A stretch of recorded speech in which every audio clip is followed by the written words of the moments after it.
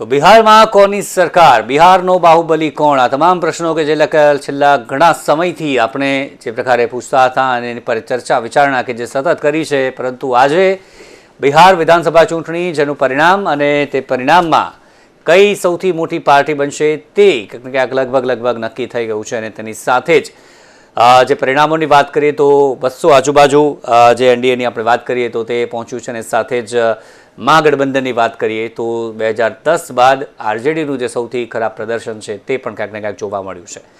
મુદ્દાઓ આપણે વાત કરીએ તો ઘણા બધા મુદ્દાઓ કે જે સવારથી આપણે ચર્ચા કરી રહ્યા છીએ, ઘણા બધા મુદ્દાઓ છે બિહારને લઈને. અને તેનાથી લાગતું હતું કે આ વખતે બિહાર ચૂંટણીના પરિણામોમાં ક્યાંક ટક્કર એક સારી એવી જોવા મળશે. તે પ્રમાણેના પ્રચાર પ્રસાર પણ થયા છે બંને પાર્ટીઓ દ્વારા, મહાગઠબંધન દ્વારા, એનડીએ દ્વારા, બંને જે ગઠબંધન છે તેમના દ્વારા પણ એવા પ્રચાર પ્રસાર થયા છે. અને તેમાં લાગતું હતું કે ક્યાંક કાંટે કે ટક્કર જોવા મળશે.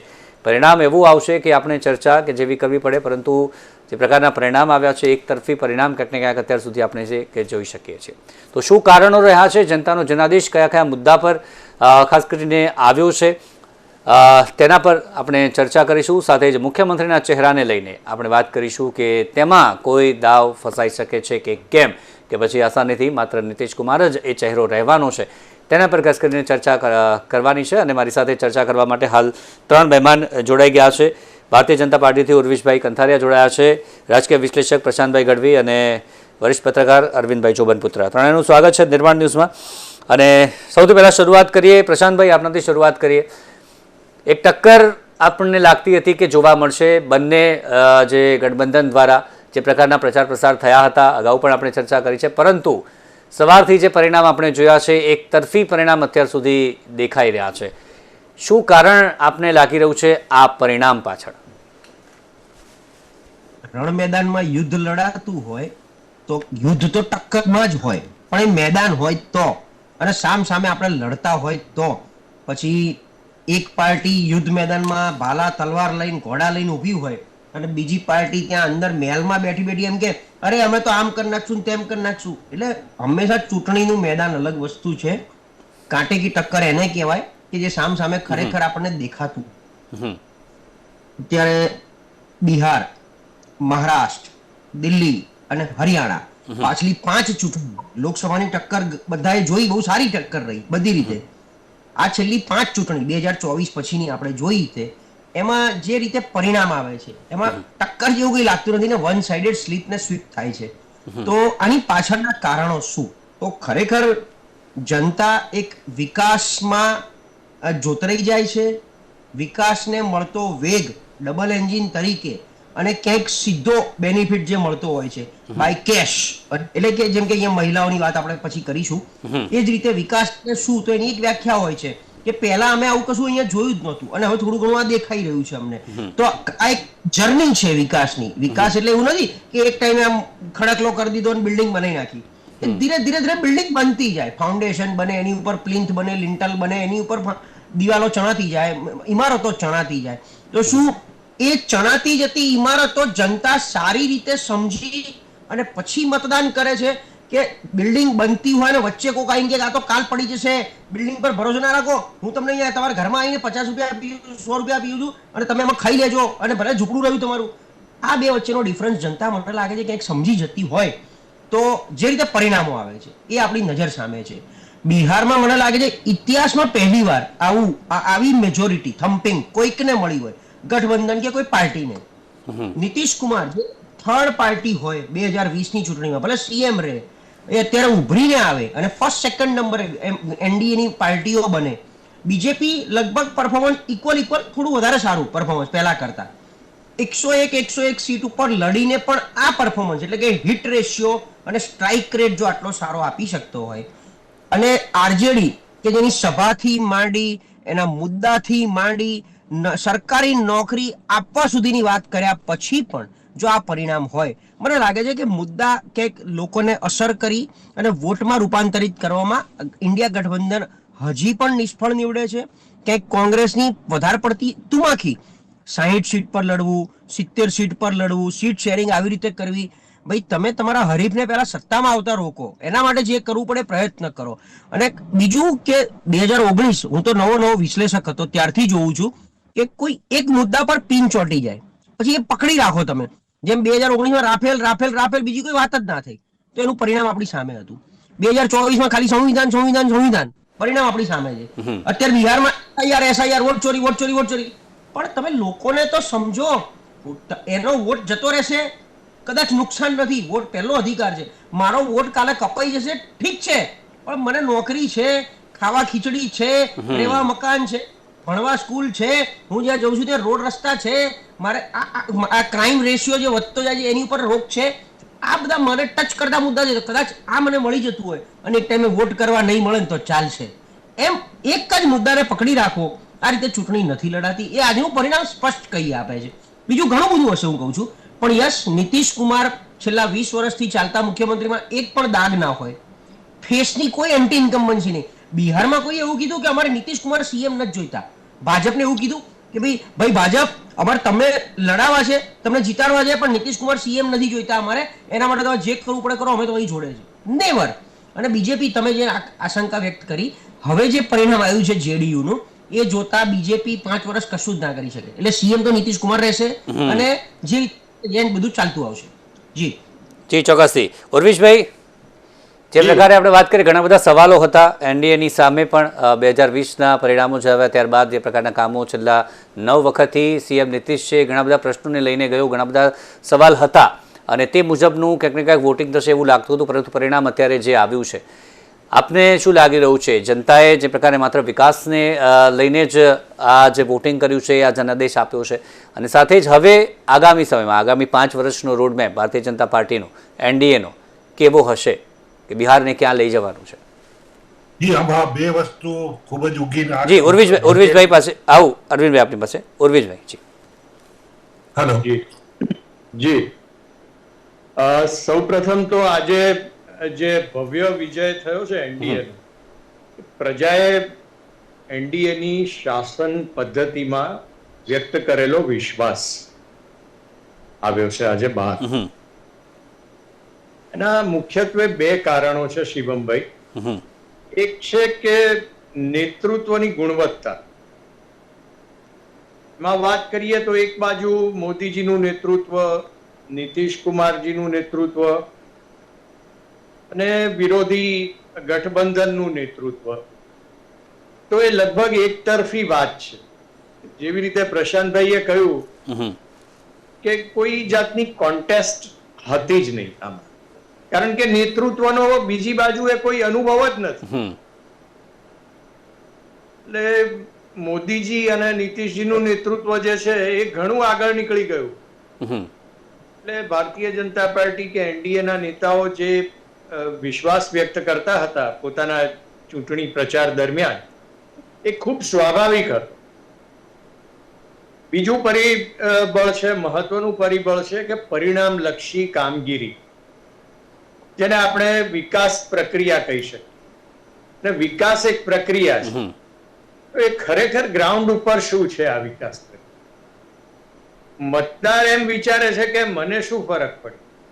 છેલ્લા 10 વર્ષમાં 20 વર્ષમાં એનડીએની સરકાર છે, નીતિશજીની સરકાર છે, ભાજપના ટેકાથી ચાલે છે, મોદીજીનું કેન્દ્રીય નેતૃત્વ છે, પણ વોટરને શું ફરક? વોટરે જોયું કે સામાન્ય જીવનમાં એના ફરક પડે. રસ્તા નહોતા ત્યાં રસ્તા બન્યા છે, લાઇટો નહોતી ત્યાં લાઇટ આવી છે, શાળાઓ નહોતી ત્યાં શાળાઓ આવી છે. આ બધી બાબતો જે છે એ જીવનને રોજબરોજની પ્રક્રિયામાં એ સ્પર્શતી બાબત. એટલે એનાથી એને એમ થાય છે કે કંઈક ફરક પડ્યો છે ચોક્કસ.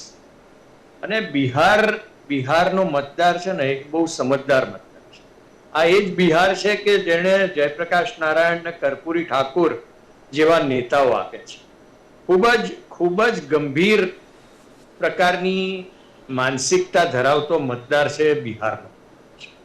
અને એ પોતાના જીવનમાં શું ફરક પડ્યો રાજકારણને કારણે, એના માટે સૌથી મહત્વનો સવાલ છે.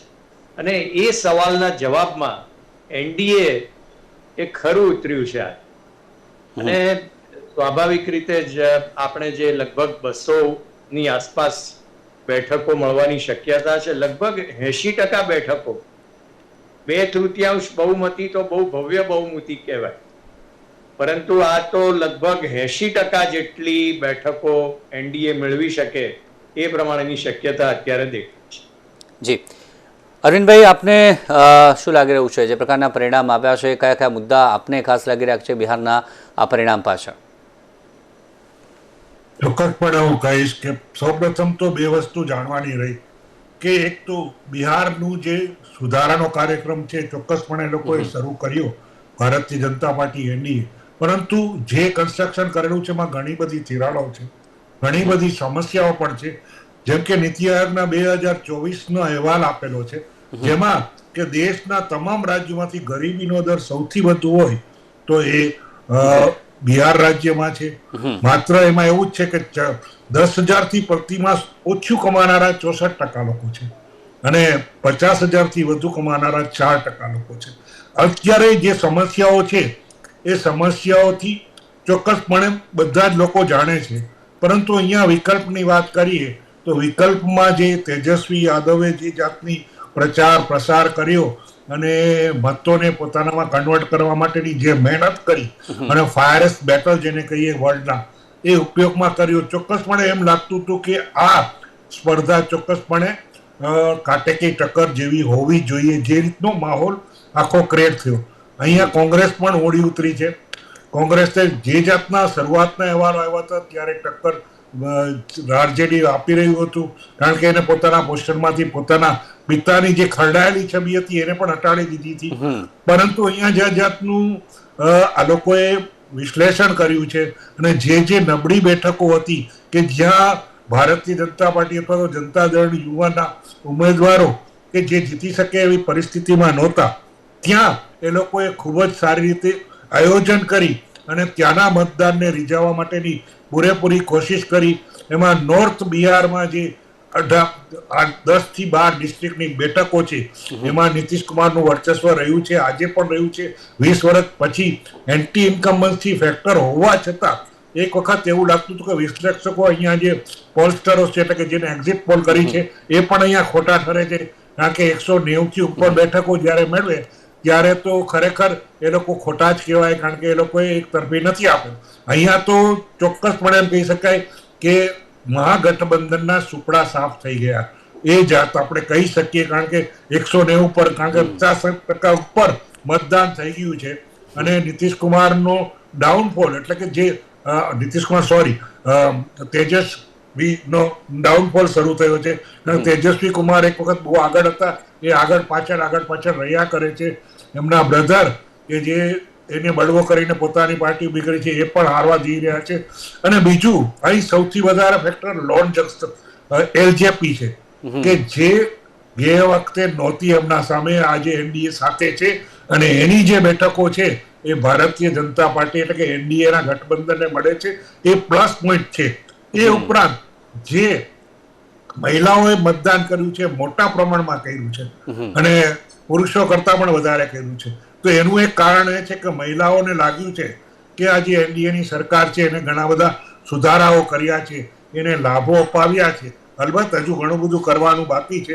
જે જાતના આયોગોના રિપોર્ટ છે એ પ્રમાણે ઘણું બધું ઔદ્યોગિક એકમો પણ ત્યાં નથી, કારણ કે ત્યાંનો માહોલ એવો નથી બન્યો.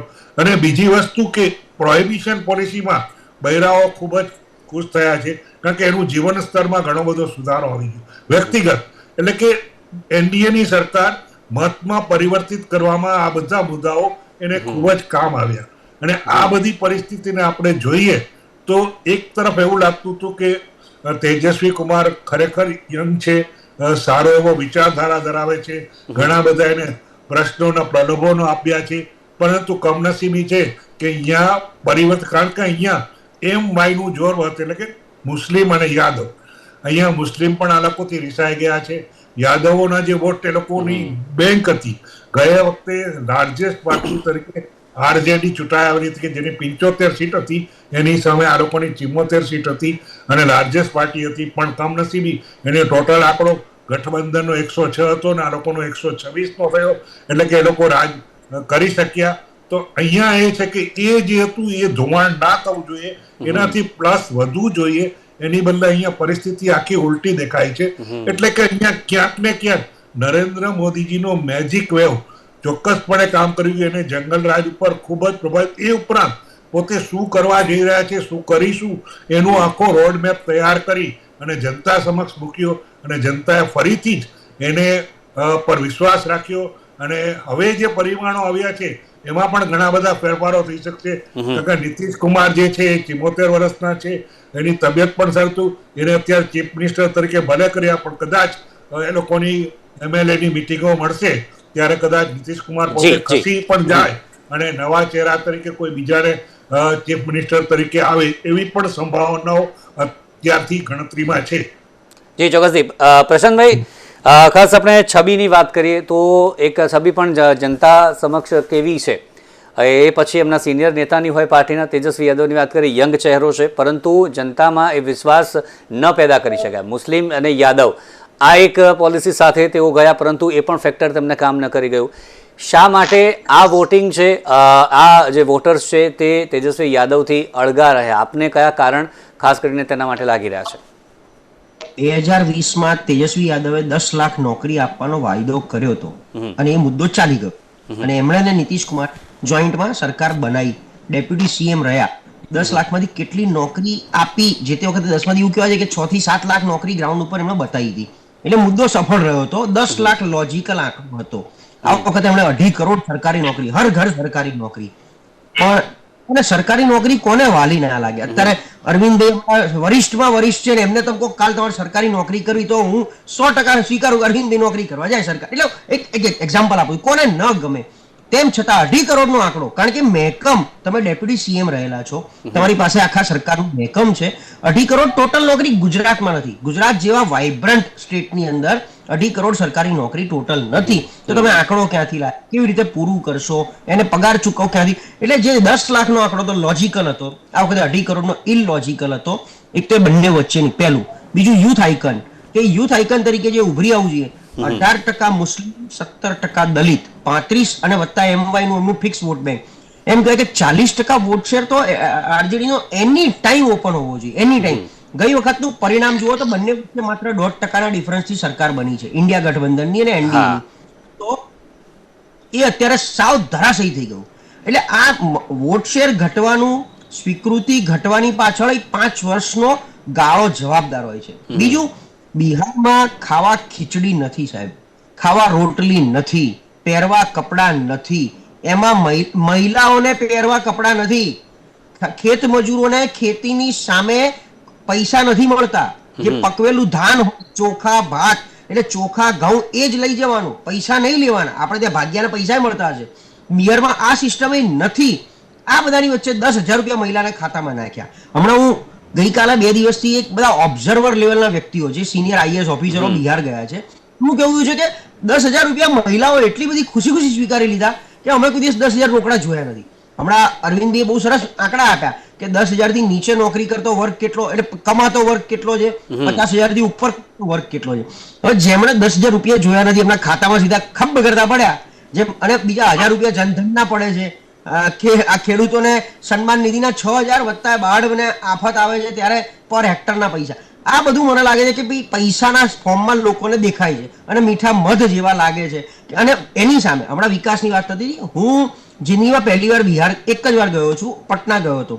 એટલે મેં લોકોને પૂછ્યું કે ડિફરન્સ શું છે, નીતિશ કુમારને તમે સ્વીકારો છો કે નથી સ્વીકારતા? એટલે લોકોએ એવું કીધું કે નીતિશ કુમારની હાલત જે હોય, કેન્દ્ર અને બે ભેગા થઈને પૈસા કેવા આવે છે કે પટના સિટીમાં ગંગા નદી વચ્ચોવચ્ચ છે, ગંગાને ફરતે ઓછામાં ઓછા કેટલાય જિલ્લા તાલુકા કનેક્ટેડ છે.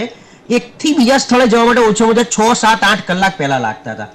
અને એ ત્યારે બ્રિજ બનાવીને દરેકની ઉપર એવા બ્રિજ બનાવે છે કે બધો રસ્તો પટનાને 2 કલાકમાં જોડે છે. હવે આમ જોવા જતા એક વિકાસનો ભાગ છે એવું લોકોનું કેવું છે, ત્યાંના લોકોનું, કે ભાઈ આ પહેલા માનો કે કોઈ એક જિલ્લો છે ત્યાંથી 6 કલાક થતા હતા, તો પટના સિવિલ હોસ્પિટલમાં લાવવા હોય તો 7 કલાકમાં પેશન્ટ રસ્તામાં એક્સપાયર થઈ જતું હતું. અત્યારે એ જ વસ્તુ 1.5 કલાકમાં અમે હોસ્પિટલ પહોંચી જઈએ છીએ અને ICU વેન્ટિલેટર પર મૂકી શકીએ છીએ. તો આ બધો કંઈક મેં હમણાં જે બિલ્ડિંગનું ઉદાહરણ આપ્યું ને, કે મને બિલ્ડિંગ ચલતી દેખાતી હોય તો એમ થાય કે ચલો બિલ્ડિંગ આજે નહીં તો કાલે બનશે ને ફળ ચાખો. તો આને કદાચ લોકો સ્વીકૃતિ આપે છે કે ભાઈ આપણી હાલત જે હોય આ જે છે તો કાલે આપણી બી હાલત સુધરશે. હવે NDA જોવાનું છે, 190 લોકોએ બધા પોલ ખોટા પડ્યા છે અને ખુદ CR પાટીલ સહપ્રભારી તરીકે સ્વીકાર્યું કે આટલી આશા અમને બી નહોતી. મહારાષ્ટ્રમાં દેવેન્દ્ર ફડણવીસ પોતે સ્વીકારે છે કે આટલી બધી સીટો મળશે, અમને આશ્ચર્ય પમાડી દીધું. તો હવે એમ પ્રશ્ન છે કે તમે આપેલા વાયદા વચન, તમે જે રૂપિયાની ધોધ વરસાવો છો, આ બધું એક તો પૂરું કરવું, એની સાથે વિશ્વાસને કેવી રીતે મેન્ટેન રાખવો. અને એની સામે પારસભાઈ બહુ લેટ જોડાયા, એટલે આપણે આરજેડી પ્લસ કોંગ્રેસ ખાલી SIR મુદ્દો જે હમણાં વાત થઈ એમ, આપણે ગુજરાતમાં SIR ચાલે છે, આપણે એવું કહીએ છીએ કે BLO ની સાથે BLA હોય છે, જે ભારતીય જનતા પાર્ટીના એજન્ટ છે બુથ લેવલના. તો કોંગ્રેસ એજન્ટ કેમ ના આપી શકે? ભાજપમાં બી જાય, કોંગ્રેસમાં બી ભરવા માટે પ્રેઝન્સ બતાવો. તમે જનતાની વચ્ચે પ્રેઝન્સ હોય તો કદાચ ક્યાંક નાનું મોટું એમના ટકાવારી વધતી જાય, જે મને લાગે છે મીડિયા પૂરતી સીમિત થઈ ગઈ. અને છેલ્લું ફેક્ટર છે પ્રશાંત કિશોર, હવે કેટલા વોટ શેર લાગે, કેટલી આપણે 243 સીટોનું અત્યારે એનાલિસિસ કરશું કાલે કે કેટલામાં થર્ડ નંબરે જે છે, અને માર્જિન કેટલી સીટોથી, કેટલી વોટથી માર્જિન છે, 0 થી લઈને 500, એટલે 100, 200, 500, 700 થી લઈ 3000 ની લીડથી જીતાયેલી સીટ કેટલી છે એ કાલે આપણી સામે આવશે, એટલે ખ્યાલ આવી જશે કે આ 100 ની બહુમતી ક્યાંથી આવી છે. જી, પારસ જોશી આપણી સાથે જોડાયા છે, કોંગ્રેસના નેતા છે. પારસભાઈ, સ્વાગત છે આપનું. પારસભાઈ, જે પરિણામ આવ્યા છે 2020ની વાત કરીએ તેનાથી ક્યાંક વધવું જોઈતું હતું.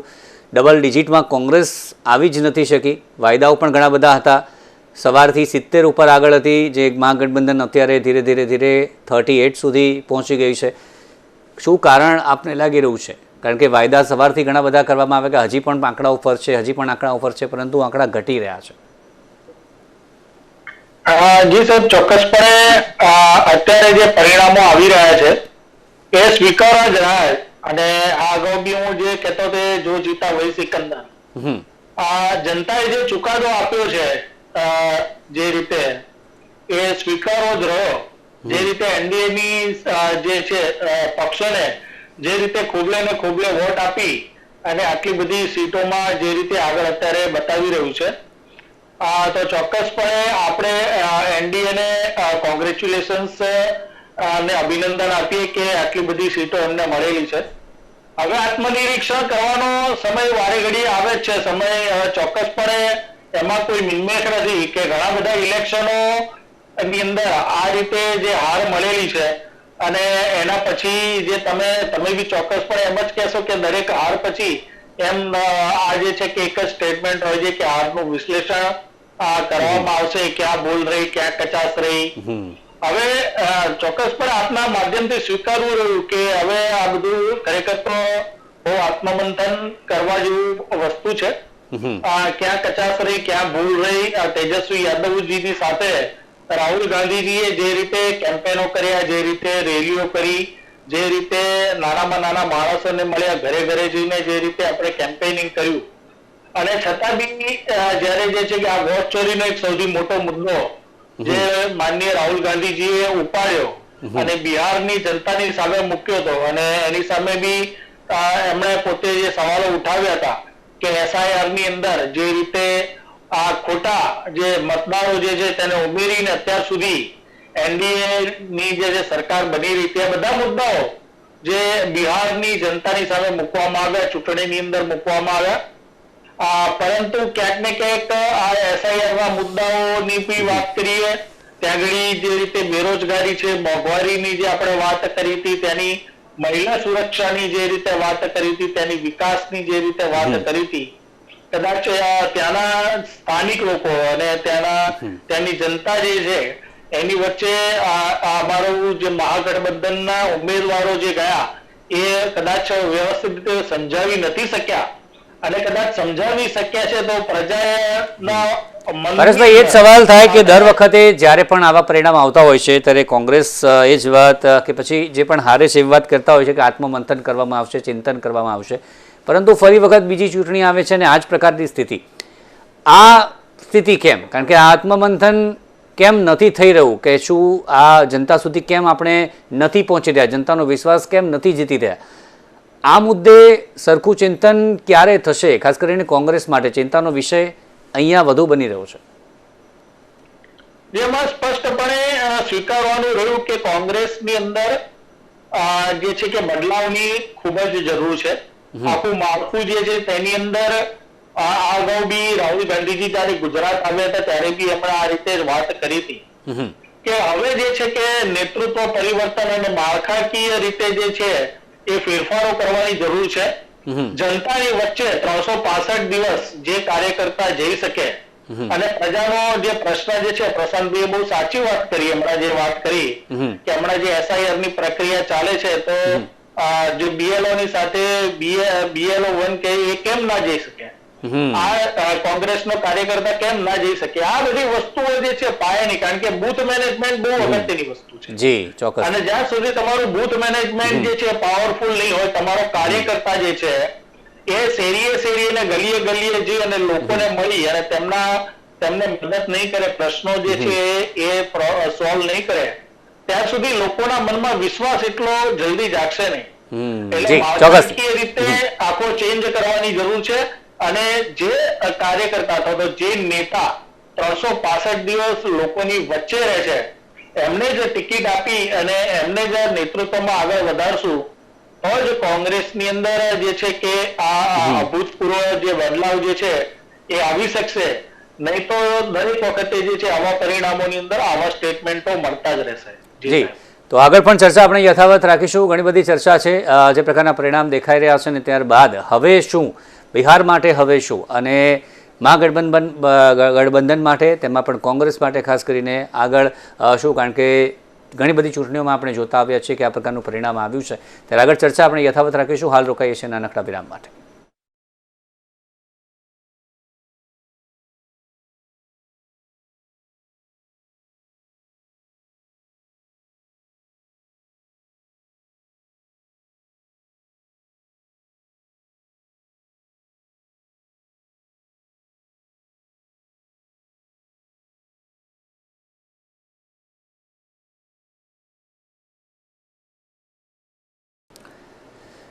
તો બ્રેક બાદ આપ સૌનું સ્વાગત છે. ચર્ચા આપણે કરી રહ્યા છીએ બિહારમાં જે પ્રકારના પરિણામ આવ્યા છે, અભૂતપૂર્વ પરિણામ ક્યાંક ને ક્યાંક અત્યારે બિહારમાં જોવા મળી રહ્યા છે અને પોસ્ટર્સ અત્યારે પણ લગાવી દેવામાં આવી રહ્યા છે. આજ સવારથી આપણે જોતા આવ્યા છીએ JDU દ્વારા કે ન ભૂતો ન ભવિષ્યથી આ પ્રકારના પોસ્ટર અને ઘણા બધા પોસ્ટર કે જે અને ઉજવણી પણ શરૂ થઈ ગઈ છે. આને લઈને ચર્ચા આપણે કરી રહ્યા છીએ. આગળ પ્રશાંતભાઈ, ખાસ જે પ્રકારે આપણે વાત કરી, હમણાં પારસભાઈએ પણ ઘણી બધી વાત કે જે સ્વીકારી કે શું ચિંતાની જરૂર છે ખાસ કરીને કોંગ્રેસ માટે, પરંતુ દર વખત આપણે ચૂંટણીમાં જોતા હોય છે આ પ્રકારના પરિણામ અને પછી આત્મચિંતનની વાત કરતા હોય છે. ફરી એ ચૂંટણી આવે છે અને એમાં એ જ પ્રકારના પરિણામ આવે છે. શું બદલાવની ખાસ કરીને કોંગ્રેસમાં આપણે વાત કરીએ તો આપને જરૂર લાગી રહી છે આ પ્રકારના પરિણામો પાછળ?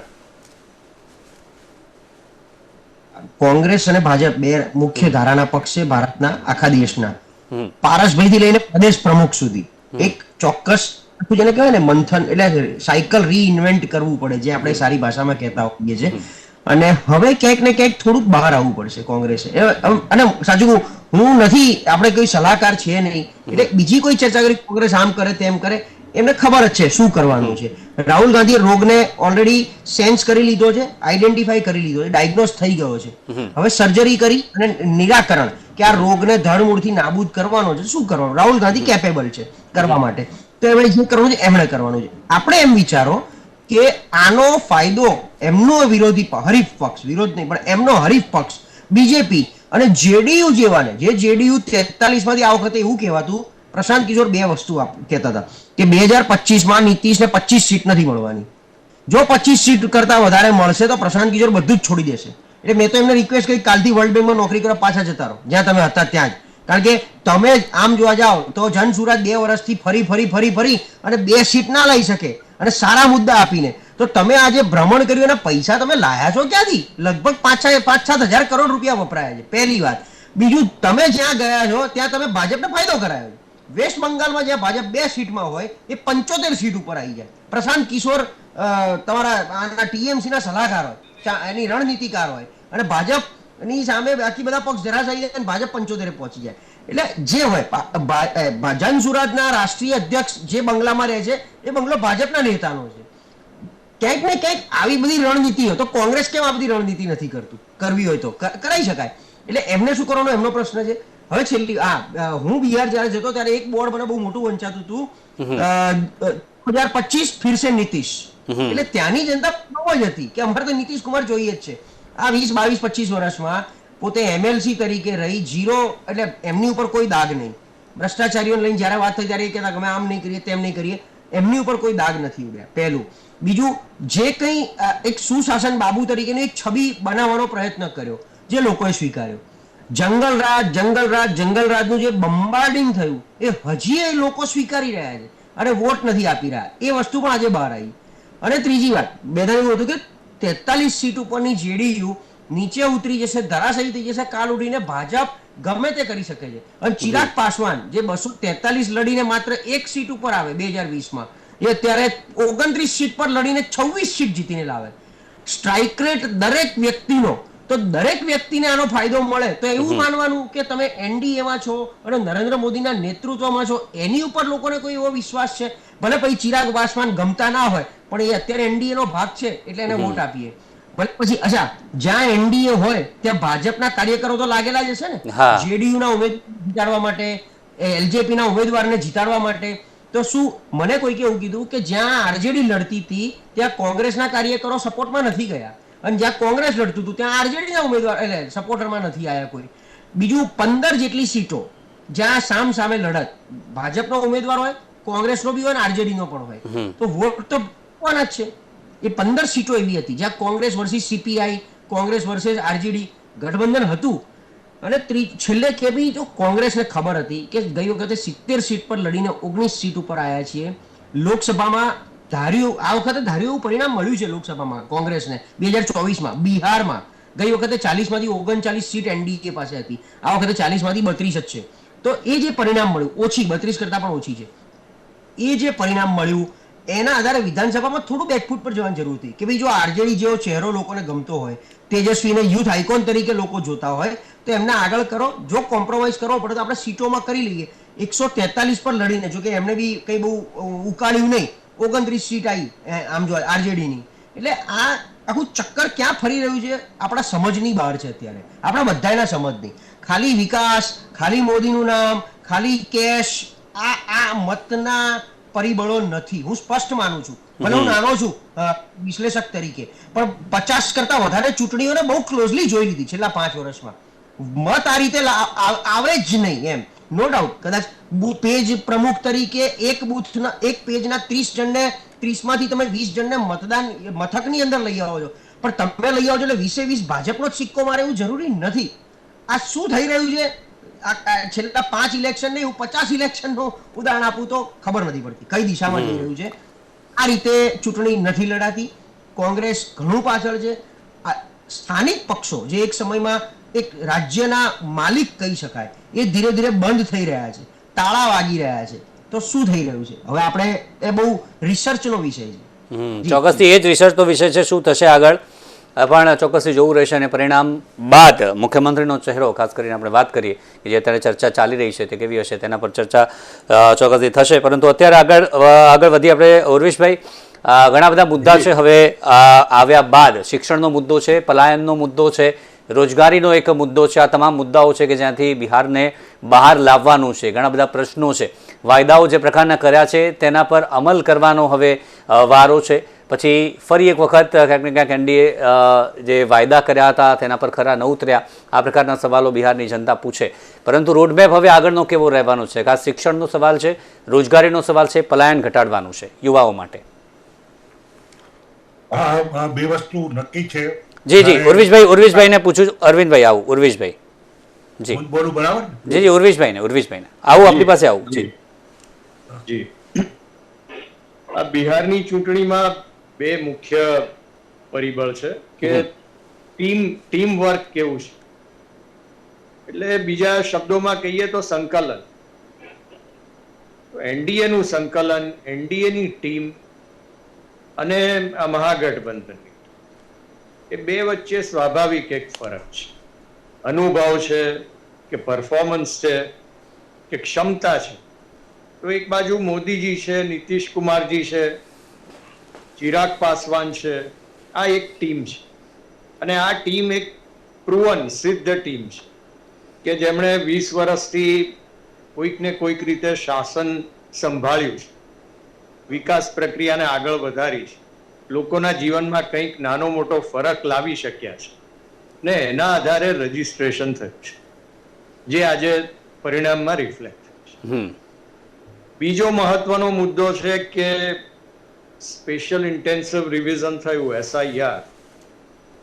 તો SIRમાં ઘણા બધા ડુપ્લિકેશન કે અન્ય રીતે જે ક્વોલિફાઈડ વોટર્સ નહોતા એમને એમાંથી મતદાર યાદીમાંથી બહાર કરવામાં આવે છે, અને જે ક્વોલિફાઈડ હતા પણ બહાર રહી ગયા એમનો સમાવેશ કરવામાં.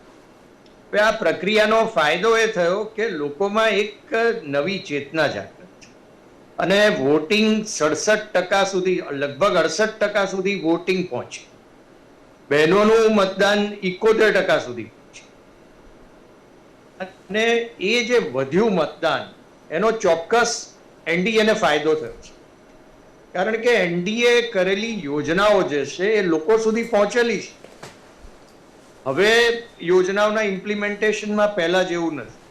ડાયરેક્ટ બેનિફિટ ટ્રાન્સફરને લીધે યોજના કોઈ જાહેર થાય તો તરત એની અસર ગ્રાઉન્ડ ઉપર જોવા મળે છે. મહિલાઓને સહાયની યોજના હોય કે પાણીની યોજના હોય કે વીજળીની યોજના હોય કે અન્ય ડાયરેક્ટ કેશ બેનિફિટ હોય, તો એ ટ્રાન્સપેરન્ટલી અસરકારકતાથી લોકો સુધી પહોંચે છે, લોકો એ અનુભવે છે. એના પરિણામે NDA નું રજીસ્ટ્રેશન સતત મતદારના મનમાં વધતું ગયું છે, જે આજે આપણે બહુ સ્વાભાવિક રીતે જોઈ શકીએ છીએ. એટલે સંકલન, ટીમવર્ક અને SIR ના લીધે જે મતદાતામાં જે જાગૃતિ આવી છે એ બહુ જ મોટા અને મુખ્ય પરિમાણો છે. અને આગામી સમયમાં પણ જ્યારે ફરીવાર NDA ની સરકાર બનશે બિહારમાં, ત્યારે આ જ વિકાસ પ્રક્રિયા લોકો સુધી કેવી રીતે વિકાસ પ્રક્રિયા સ્પર્શી શકે, એમના દૈનિક જીવનમાં શું ફેરફાર લાવી શકે. કોઈ મોટી મોટી વાતો નથી કરવાની, પણ નાના માણસના જીવનમાં ફેરફાર શું આવી શકે, કેવી રીતે આવી શકે, અને એક પ્રક્રિયા છે. એનો ફાઉન્ડેશન નથી ત્યાં ફાઉન્ડેશન કરવાનું છે, ફાઉન્ડેશન છે ત્યાં આગળ કન્સ્ટ્રક્શન કરવાનું છે વિકાસ. આ પદ્ધતિથી નીતિશ કુમાર પોતે એક ટેકનોક્રેટ છે, અને એમણે એક આખું ઇલેક્ટ્રલ એન્જિનિયરિંગ કેવી રીતના થઈ શકે, ડેમોક્રેટિક એન્જિનિયરિંગ કેવી રીતે થઈ શકે, એ એમણે 20 વર્ષથી સતત પાવરમાં રહીને જોયું છે. અને મોદીજીના નેતૃત્વમાં જે પ્રમાણેનું સંકલન જોવા છે, એ સંકલનનું પરિણામ પ્રજાએ જ્યારે અનુભવ્યું, એ જનમાનસમાં પ્રવેશ, ત્યારે આ પરિસ્થિતિ આજે આપણે જોઈશું. જી પારસભાઈ, હવે જે પરિણામ અત્યાર સુધી આવ્યા છે, જો આ જ પરિણામ રહે મહાગઠબંધન કે જે વિપક્ષમાં ખાસ કરીને, અને એક મજબૂત વિપક્ષ ક્યાંક ને ક્યાંક બિહારમાં, કારણ કે પ્રશ્નો ઘણા બધા છે અને પ્રશ્નો જે જનતા માટેના અવાજ ઉઠાવતા રહે એ પણ એક જવાબદારી કે જે બનતી હોય છે. ત્યારે ખાસ એના મુદ્દે શું કહેશો, અને જે પ્રકારના પરિણામ આવ્યા છે બિહાર માટે, ત્યાં બિહારમાં ક્યાં કચાશ રહી ગઈ? જી ચોક્કસપણે અત્યારે હવે જે પરિણામો આવે એના મુજબ તો જે છે કે NDA જે છે એ સરકાર બનાવી રહી છે. તો એક વિપક્ષ, એક મજબૂત વિપક્ષ તરીકે જ્યારે બી બિહારના લોકો જે છે, ગરીબ અને મધ્યમ વર્ગના લોકો છે, અને આપણને બધાને ખબર છે કે બિહારનું જે અંદર કોઈ બી જાતના ઉદ્યોગો કે ઇન્ફ્રાસ્ટ્રક્ચર છે નહીં. સૌથી અત્યારે આપણે કહેવા જઈએ તો એક ગરીબ રાજ્ય તરીકેની જે ઓળખ બિહારની જે છે, કે ત્યાંના યુવાનો જે છે ત્યાં આગળ રોજગારી મેળવવા માટે બીજા રાજ્યોની અંદર જયારે જતા હોય, એવી પરિસ્થિતિનું જયારે નિર્માણ થયું છે, ત્યારે અત્યારે વિપક્ષમાં જયારે બેસીશું તો ચોક્કસપણે આ જે છે સરકારને આ બધા સવાલો પૂછવાના જ છે, અને સરકારની સામે આક્રમક રીતે રજૂઆત કરી અને આ યુવાનોને રોજગારીની બાબતમાં જે બી કમિટમેન્ટ NDA ની સરકારે કરેલા છે, ભાજપે કર્યા છે, આ રોજગારીની બાબતની સાથે સાથે ગૃહિણીઓના, ખેડૂતોના પ્રશ્નો જે છે, ત્યાં ઇન્ફ્રાસ્ટ્રક્ચર ડેવલપમેન્ટના જે પ્રશ્નો જે છે, વિકાસના જે પ્રશ્નો જે છે, એને ચોક્કસપણે જે છે કે વિધાનસભાની અંદર ખૂબ જ ચોકસાઈથી અને આક્રમકતાથી ઉપાડવા માટેના જે બી કોઈ પગલા છે, કોંગ્રેસ અને અમારું જે મહાગઠબંધનની સરકાર જે છે જેડીયુ જે છે એ ચોક્કસપણે કરશે. આ સાથે સાથે હવે હારના કારણો જે છે ઘણા બધા હોઈ શકે છે. કોઈ એક કારણ જે છે કે નથી હોતું. તો હવે એના ઉપર એક વિશ્લેષણ જે છે કે જ્યારે બધા જ પરિણામો આવી જશે ત્યારબાદ વિશ્લેષણ થશે. પરંતુ અત્યારે એક વાત ચોક્કસપણે સ્વીકારવી રહી, જે મેં અગાઉના બી સ્લોટની અંદર કીધું હતું કે જે બી કઈ મેનિફેસ્ટો છે કે જે જાહેર કર્યો તો મહાગઠબંધનમાં અમે લોકોએ, અને જે બી કઈ જે છે બિહારની જનતાની માટે વિકાસની વાતો જે કરી હતી, અથવા તો જે બી કઈ અમે જે વાત કરી હતી 200 યુનિટ વીજળી ફ્રી છે, ગેસના બાટલાની જૂની પેન્શન યોજનાની, આ બધી સારી યોજનાઓ જે છે કે જે ઇમ્પ્લિમેન્ટ અમે હવે જે કોંગ્રેસની સરકાર છે ત્યાં કરેલી છે. પરંતુ ક્યાંક ને ક્યાંક લોકોના માનસની અંદર હજુ બી જે છે કે આપણે એનડીએ ઉપર જે ભરોસો લોકોએ બતાવ્યો છે, અને નીતિશ કુમારજી જે છે આજે 10મી વખત એક મુખ્યમંત્રી તરીકે કદાચ શપથ લઈ રહ્યા છે, એ વાતને બી સમર્થન છે. તો ક્યાંક ને ક્યાંક જે છે કે નીતિશ કુમારજીનું જેડીયુના પક્ષ ઉપર અને ભાજપના જે ગઠબંધન ઉપર લોકોએ ભરોસો રાખ્યો છે, અને એમને એમ લાગ્યું છે કે આ લોકો અમારો વિકાસ જે છે કે બિહારનો વિકાસ વધુ સારી રીતે કરી શકશે. તો અમે એ વાતને સ્વીકારીએ છીએ, જનાદેશને સ્વીકારીએ છીએ, અને અમારી જે વાતો જે છે કે અમે જે નથી પહોંચાડી શક્યા અથવા અમારી જે નિષ્ફળતાઓ જે છે કે પ્રજા જે છે કે એને સામે અમે નથી પહોંચાડી શક્યા, એની ઉપર ચોક્કસપણે બોધપાઠ લઈશું. અને આની સાથે સાથે આક્રમકતાથી જે અમે રજૂઆત કરવાની થાય વિધાનસભાની અંદર, એ વિધાનસભાની અંદર બી રજૂઆત ચોક્કસપણે કરીશું. અને આ સાથે ફરીથી હું ભાજપના તમામ જે મિત્રો જે છે અને એમની જે એનડીએ સરકારના જે લોકો છે તેમને અભિનંદન આપું છું. અને અત્યારે જે બી કઈ રિઝલ્ટ આવ્યું છે એને ખેલદિલી પૂર્વક સ્વીકારી અને ફરીથી કહું છું કે જો જીતા વહી સિકંદર. પરંતુ એ સાથે સાથે આશા બી રાખું છું કે બિહારને એક ગરીબ રાજ્યોમાંથી એક ફરીથી જે છે કે એક ડેવલપમેન્ટ સ્ટેટ તરીકે જે છે કે લઈ જવા માટે એનડીએ ના તમામ લોકો પ્રયત્ન કરશે. જી અરવિંદભાઈ, ઘણા બધા પડકારો પણ રહેશે સરકારમાં આવ્યા બાદ બિહાર માટે, જે પ્રકારના પ્રશ્નો તમામ રહ્યા છે તેની માટે. ખાસ કરીને સૌથી પહેલું જે મુખ્યમંત્રીને લઈને આપણે વાત કરીએ તો ત્યાં કોઈ પેચ ફસાઈ શકે છે આપના મતે? કયા પ્રકારની રણનીતિ રહી શકે છે? સીએમની સાથે ડેપ્યુટી સીએમ પણ બની શકે છે કે કેમ, કે પછી અઢી વર્ષની ટર્મ માટેનું પણ કોઈ પ્લાનિંગ થઈ શકે છે કે કેમ? કારણ કે બંને પક્ષ એનડીએ હોય કે પછી જેડીયુ અત્યારે 91 અને 81 પર આગળ ચાલી રહ્યા છે. ત્યારે કયા પરિણામો ખાસ કરીને સર્જાઈ શકે છે આ પરિણામ બાદ એનડીએ માટે? જે રીતે પ્રચાર અને પ્રસાર થયો એમાં સીએમ તરીકે નીતિશ કુમારને ચહેરો તરીકે નક્કી કરવામાં આવ્યું હતું એનડીએ સંયુક્તપણે. પરંતુ જે રીતના પરિણામ આવ્યા છે અને જે જાતના રિઝલ્ટ આવ્યા, પરિમાણોમાં ઘણા બધા પરિવર્તન આવી શકે એમ છે. જ્યારે એ લોકોની એમએલએની બેઠક મળશે ત્યારે આ વિષય ઉપર વિસ્તૃત ચર્ચા થશે. કારણ કે અત્યારે જે નીતિશ કુમાર છે એ 74 વર્ષના છે, પ્લસ એ એમએલસીના સભ્ય છે, એટલે કે જે 24માં પાછા ચૂંટાયા છે અને 30 સુધી એ પોતે એમએલસીના સભ્ય તરીકે રહી શકશે. કારણ કે બિહાર એક એવું રાજ્ય છે જે 5 રાજ્યમાં જ્યાં મેમ્બર ઓફ લેજિસ્લેટિવ કાઉન્સિલ હોય, તો એ મેજિસ્ટ્રેટ લેજિસ્લેટિવ કાઉન્સિલના એ સભ્ય છે, એ એમએલએ નથી. એમએલસી ત્યાંના રૂલ છે કે એ એમએલસીમાં જે સીટો હોય છે 75 સીટ હોય છે, એમાં 61 સીટ કે 62 કે 63 સીટ છે એ રીઇલેક્ટેડ થતી હોય છે અથવા ઇલેક્શન થતું છે. બાકીની સીટ ગવર્નર પોતે ઇલેક્ટ કરે છે, એમાંથી સિલેક્ટ કરે છે. તો આ જાતનું અહીંયાનું બંધારણ છે. એટલે કે એ એમએલસીના છે અને 24માં ફરીથી ચૂંટાયા છે અને 30 સુધી એ એમએલસી તરીકે રહી શકશે. તો અહીંયા પ્રશ્ન એ છે કે જો નીતિશ કુમાર પોતાની રીતે જ પોતાની ઉંમરને ધ્યાનમાં રાખી અને ભારતીય જનતા પાર્ટી સાથે સમજૂતી કરી અને પોતે સીએમનો પદ ના સ્વીકારે તો બીજા કોઈ પણ ચહેરાને સીએમ પદ તરીકે ભારતીય જનતા પાર્ટી મૂકી શકે એમ છે. આ જાતનું ગણિત અને આંકલન થઈ શકે એમ છે અત્યારના જે પરિણામો આવ્યો છે એક તરફી એના માટે. અને બીજી વસ્તુ કે આ જે પરિણામ આવ્યા જે બિહારના, એમાં જે તેજસ્વી કુમારે જે જાતનો પ્રચાર કર્યો કે વિકાસ કે બદલાવ એટલે પરિવર્તન, તો હવે હકીકત એવું છે કે કોંગ્રેસમાં પોતાને જ પરિવર્તન કરવાની જરૂર પડી છે. મોટા પાયે પરિવર્તન કરશે, કારણ કે વિશ્લેષણ તો દર વખતે કરે છે, પણ કોંગ્રેસે પોતાના જે કાર્યકરો છે એના સાથે મળી એક મોટું પરિવર્તન લાવે. કારણ કે આપણે જેટલી ચૂંટણીઓ જોઈએ છે એમાં કોંગ્રેસનો ગ્રાફ નીચે જતો રહ્યો છે અને ઉપર જતો નથી. જે મોંઘવારીનો ગ્રાફ ઉપર જાય છે પણ અહીંયા આમનો ગ્રાફ નીચે જતો હોય છે. જે કઈ મુદ્દા એ લોકો રજૂ કરે છે એમાં લોકોને વિશ્વાસ નથી બેસાડી શક્યા. એ એની કમનસીબી છે. કારણ કે એક લાર્જેસ્ટ પાર્ટી તરીકે, નેશનલ પાર્ટી તરીકે આટલી બધી પબ્લિક એને અવગણે એ ખરેખર માન્યમાં ન આવે એવી વસ્તુ છે. એટલીસ્ટ ચોક્કસપણે એને 61 સીટમાંથી 40-45 સીટ તો જીતવી જોઈએ હતી. કારણ કે જે ગઢ છે એમવાયનો, એમાં એ લોકોએ પોતાના ઉમેદવારો ઉભા રાખ્યા છે, પરંતુ એ લોકો એમાં પણ ઉના ઉતર્યા છે અને ઘણી બધી સીટો ખોઈ છે ત્યાં પણ. તો આ બધાનું ગણિતિક વિષય વિચારીએ તો એનડીએમાં એક ભારતીય જનતા પાર્ટી સૌથી વધારે બુસ્ટિંગ પોઈન્ટ હોય તો, કારણ કે આના પછી આગામી એપ્રિલ-મેમાં 3 રાજ્યોમાં કે જ્યાં ભારતીય જનતા પાર્ટીની સરકાર નથી, કેરાલામાં, તામિલનાડુમાં અને વેસ્ટ બંગાળમાં ચૂંટણી થવા જઈ રહી છે.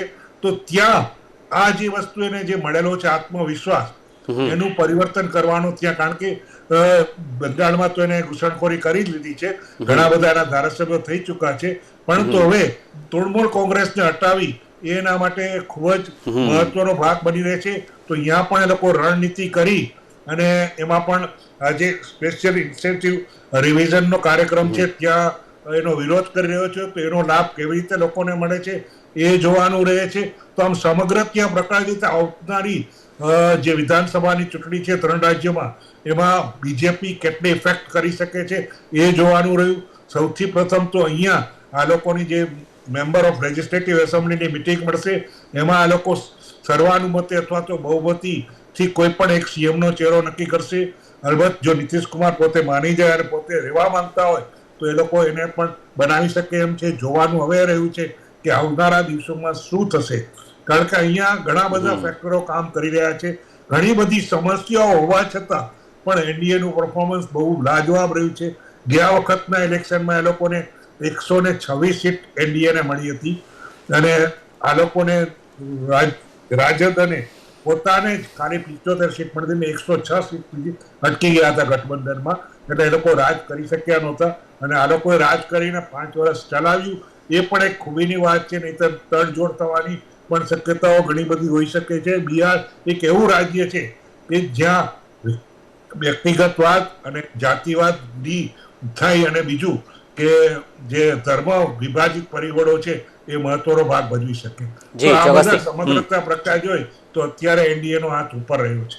ચોક્કસથી એનડીએનો હાથ ઉપર છે. અને હવે ઉરુષભાઈ, અંતમાં આગામી સમય પર ચૂંટણીઓ આવી રહી છે, જે સાઉથની, ખાસ કરી સાઉથ ઇન્ડિયાની વાત કરીએ, ત્યાંની પણ આ વાત કરી અરવિંદભાઈએ, તો કેવી રીતની ખાસ કરીને રણનીતિ ભારતીય જનતા પાર્ટીની આગામી ચૂંટણીઓને લઈને હવે જોવા મળી છે, ખાસ કરીને બિહારના પરિણામો બાદ, અને તેની અસર આગામી ચૂંટણીઓમાં કેવી રીતે ભારતીય જનતા પાર્ટી લઈ જશે? ભારતીય જનતા પાર્ટીનો અભિગમ હંમેશા એ પ્રમાણે રહ્યો છે કે સ્થાનિક પ્રશ્નો અને રાજકીય પ્રશ્નો અને રાષ્ટ્રીય પ્રશ્નો, આ ત્રણેયનો સમન્વય કરીને લોકો સુધી કેવી રીતે પહોંચી શકાય. એમાં એક મહત્વનું પરિમાણ છે ટીમ, કે જેવી રીતના આમાં આપણે જોયું એવી જ રીતે અન્ય રાજ્યોમાં પણ ટીમનું જે સંરચના છે એ સૌથી મહત્વનું પાસું છે. બીજું કે પ્રશ્નોની સાચી સમજ.